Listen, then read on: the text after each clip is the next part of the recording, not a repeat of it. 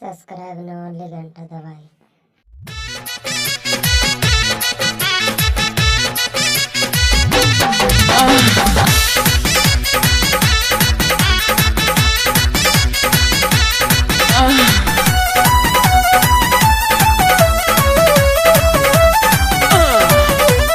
गवन करा के घारे कैल बड़का विपत पारे धैल।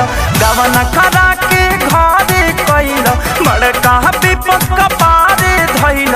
एहो बलम एह तन्हाई के भार पड़ल बस मेज पे।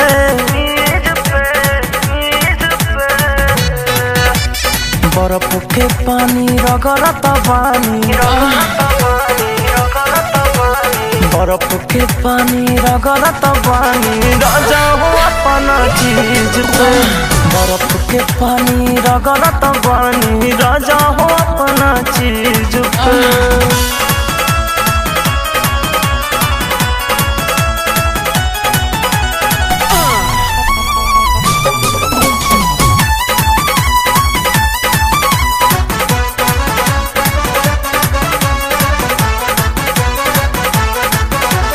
आगी जवानी के जरता दोनों गोदाम हमार बढ़ता। कहिया ले आई बाई राजा मिले के मन बड़ा करता। आगी जवानी के जरता दोनों गोदाम हमार बढ़ता। कहिया ले आई बाई राजा मिले के मन बड़ा करता। सोच सोच पछतात बानी रहे नी हथवा मीज के।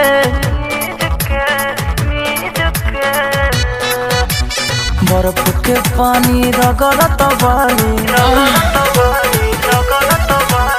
बर्फ के पानी रगड़त बानी राजा हो अपना चीज पे। बर्फ के पानी रगड़त बानी राजा हो अपना चीज पे।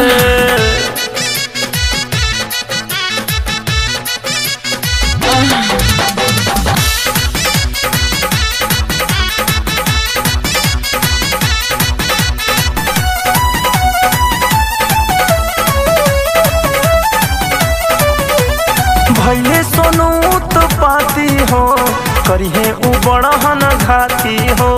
भेके कपड़वा पानी से कहिया ले हो पर सटी हो। हाँ हाँ भैले सोनू उत्पाती हो सौसे सधा जइहे थाती हो। भेके कपड़वा पानी से कहिया ले ओह पर सटी हो। गईलो विदेश समरिया बोला न कवना जीत पे।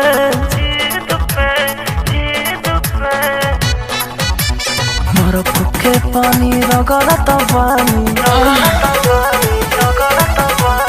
बर्फ के पानी रगड़त बानी राजा हो अपना चीज पे।